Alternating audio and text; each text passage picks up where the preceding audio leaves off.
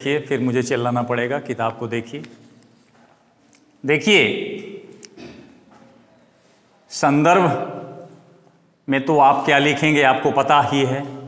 प्रस्तुत पंक्तियां हमारी पठित पाठ्य पुस्तक हिंदी के सूरदास के पद नामक शीर्षक से उद्धृत।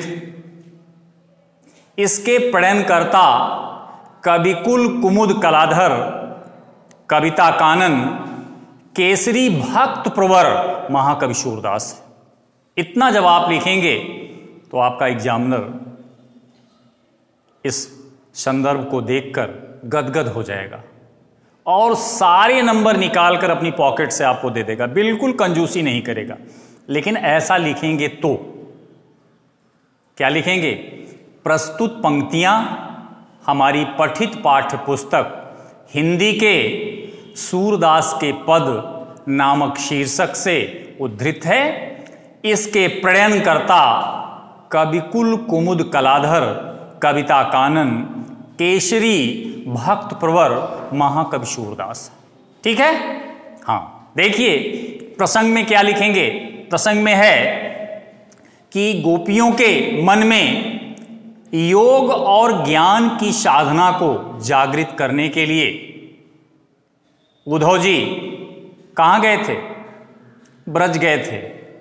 लेकिन गोपियों की सगुण भक्ति ने स्वयं जो ज्ञान की शिक्षा देने गए थे उद्धव जी, उनको भी उसी रंग में सरोवार कर दिया।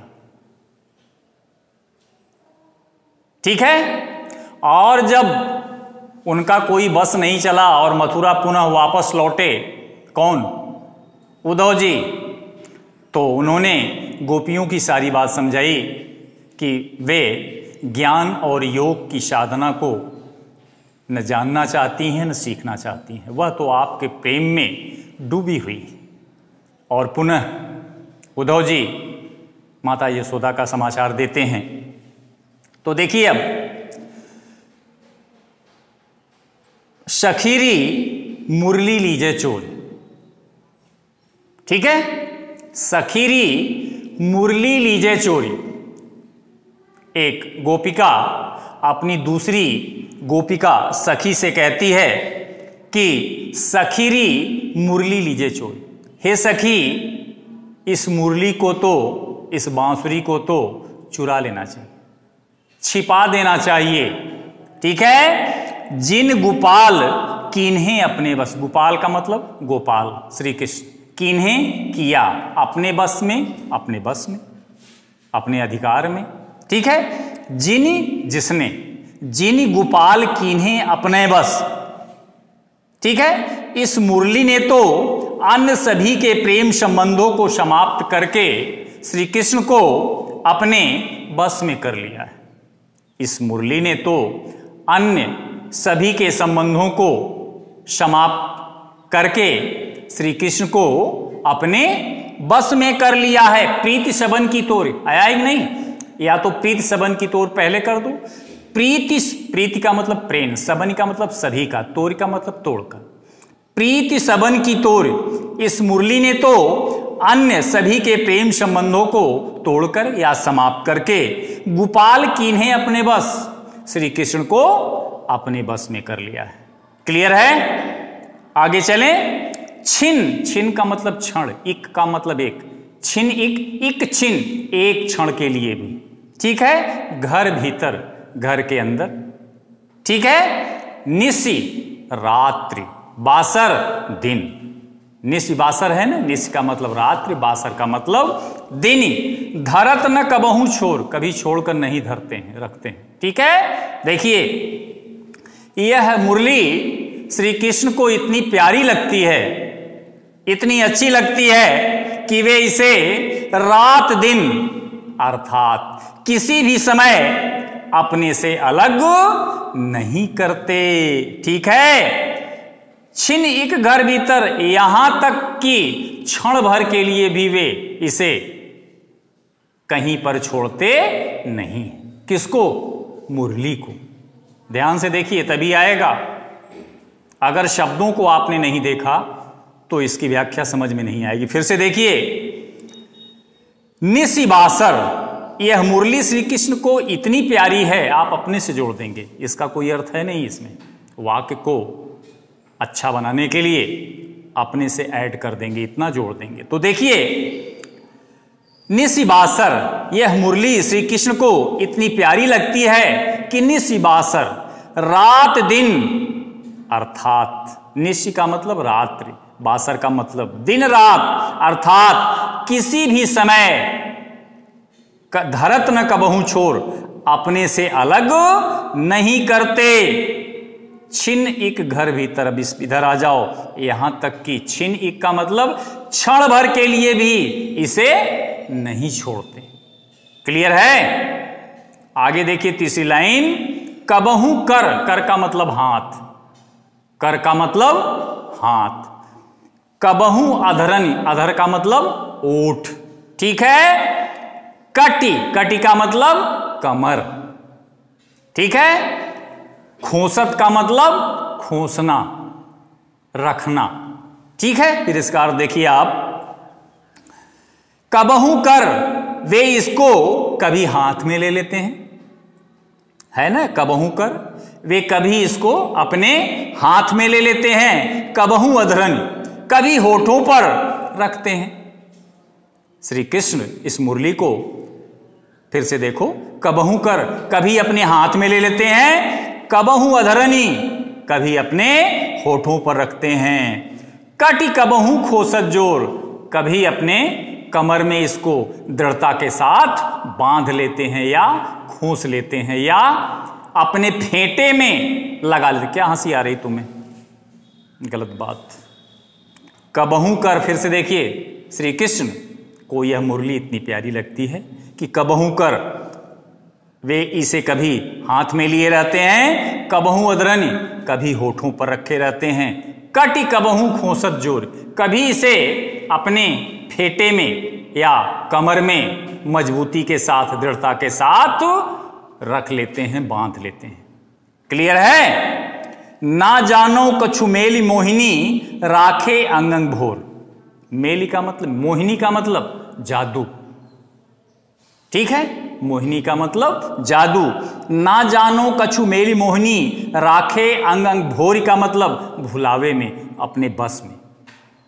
तो देखिए अब इसका अर्थ जब कठिन शब्दों का जानेंगे बेटा तभी आपको आएगा, नहीं तो दिक्कत होगी। ऐसे सुनने से कोई मतलब है नहीं। ध्यान दीजिए मेरी बातों को, कि ना जानो कछु मेली मोहिनी, एक सखी दूसरी गोपी सखी से कहती है कि शायद इस मुरली ने श्री कृष्ण पर जादू करके अंग अंग भोरी, उनके एक एक अंग को भोरी, भोरी का मतलब अपने भुलावे में रखा है या अपने बस में कर लिया है। भोरी का मतलब बस में, ठीक है। फिर से देखिए, ना जानो कछु मेली मोहिनी, राखे अंग अंग भोरी। शायद इस मुरली ने श्री कृष्ण पर जादू करके अंग अंग, उनके एक एक अंग को राखे भोर, अपने वश में कर लिया है। सूरदास प्रभु को मन सजनी, बंध्यो राग की डोर। राग का मतलब होता है प्रेम, प्रेम की डोर में राग का मतलब क्या होता है? प्रेम। सूरदास प्रभु को मन सजनी, हे सखी, इस बंसी ने श्री कृष्ण का मन अपने प्रेम की डोरी से बांध लिया है या प्रेम की डोरी से बांधा हुआ है। ध्यान दीजिए आप, सूरदास प्रभु को मन, प्रभु को मन का मतलब श्री कृष्ण के मन को। प्रभु कौन है यहां पर? श्री कृष्ण। प्रभु को मन, श्री कृष्ण के मन को बंधे राग की डोरी, प्रेम की डोरी से बांधा हुआ है या प्रेम की डोरी से बांध लिया है। बताइए आप लोग, क्लियर है? अगर नहीं क्लियर है तो बोलिए आप लोग, वीडियो जाके आप देखेंगे, है ना सबके पास उपलब्ध, रोक के समझ के क्या कहा जा रहा है उसको आप देखिए, ठीक है। एक व्याख्या और, उद्धव मोहि ब्रज विसरत नहीं। देखिए प्रसंग में आप जान लीजिए, जब उद्धव जी को श्री कृष्ण ब्रज भेजते हैं योग और साधना का उपदेश देने के लिए, लेकिन उद्धव के योग और साधना का कोई भी प्रभाव उन गोपिकाओं पर पड़ता नहीं। वे स्वयं गोपिकाओं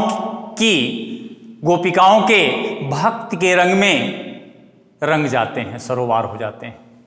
ठीक है। और इसके बाद उद्धव जी मथुरा आकर सारी स्थिति गोपिकाओं की समझाते हैं, श्री कृष्ण को माता यशोदा का समाचार देते हैं। लेकिन जब उद्धव जी वहां की बात करने लगते हैं तो अपने बीते दिनों को पुनः श्री कृष्ण याद करके कहते हैं कि उद्धव मोहि ब्रज बिसरत नहीं। हे उद्धव जी, हमसे ब्रज भुलाए नहीं भूलता है। हे उद्धव जी, मुझसे ब्रज भुलाए नहीं भूलता है। ठीक है। आगे है बिसरत का मतलब क्या होता है? बिसरत का विसारना, भूलना। उद्धव मोहि, मुझे, ब्रज बिसरत भूलता नहीं। हे उद्धव जी, हमसे ब्रज भुलाए नहीं भूलता है। वृंदावन गोकुल बन उपवन सघन कुंज की छाही। वृंदावन, श्री कृष्ण कहते हैं कि वृंदावन, गोकुल,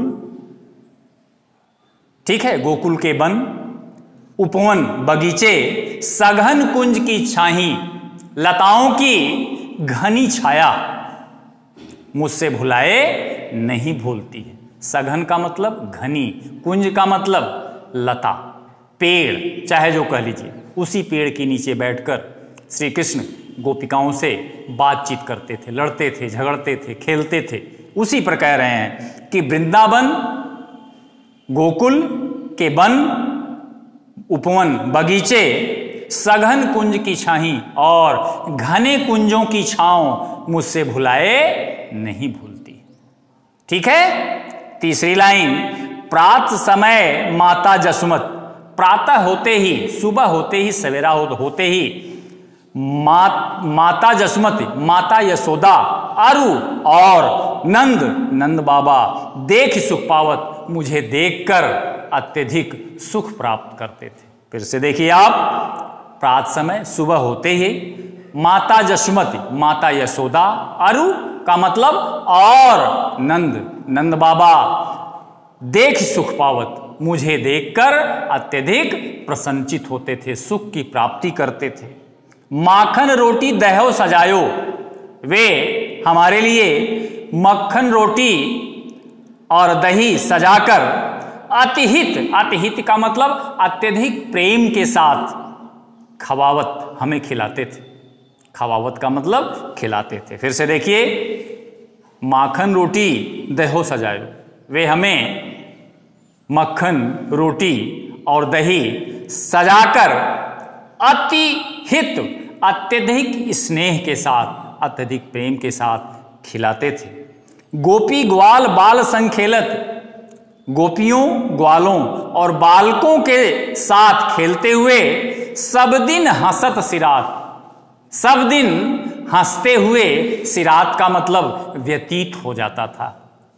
लास्ट शब्द है देखिए, सिरात। सिरात का मतलब व्यतीत हो जाना। ठीक है। फिर से देखिए, गोपी ग्वाल बाल संग खेलत सब दिन हंसत सिरात। वहां ब्रज में श्री कृष्ण कहते हैं उद्धव से कि वहां ब्रज में हम गोपियों, ग्वालों और बालकों के साथ दिन भर हंसते खेलते प्रसन्नता के साथ व्यतीत कर देते थे। ठीक। अंतिम लाइन, सूरदास धनी धनी ब्रजवासी जिनसो हित जदुतात। जदुतात का मतलब, जदुतात का मतलब हित जदुतात। जदुतात का मतलब क्या है बताइए? देखिए, सूरदास धनी धन ब्रजवासी। सूरदास जी कहते हैं कि वे ब्रजवासी धन्य हैं। सूरदास जी कहते हैं कि वे ब्रजवासी धन्य हैं। धनी धनी का मतलब धन्य हैं। ब्रजवासी का मतलब ब्रज में रहने वाले लोग। सूरदास धनी धन ब्रजवासी। सूरदास जी कहते हैं कि वह ब्रजवासी धन्य हैं जिनसो हित जदुतात, जिन्हें, जदुतात का मतलब श्री कृष्ण, ठीक है, जिन्हें श्री कृष्ण जैसे हितैषी मिले हुए, भला चाहने वाले मिले हुए। फिर से देखिए आप, तमाम बच्चों के पास किताबें नहीं। सूरदास धनी धनी ब्रजवासी, सूरदास जी कहते हैं कि वे ब्रजवासी धन्य हैं जिन्हें श्री कृष्ण जैसे हितैषी और प्रेमी मिले। नहीं आया? सूरदास जी कहते हैं कि वे ब्रजवासी धन्य हैं जिन्हें जदुतात श्री कृष्ण जैसे हितैषी और प्रेमी मिले हुए। आज के लिए बस इतना ही बेटा। Thank you.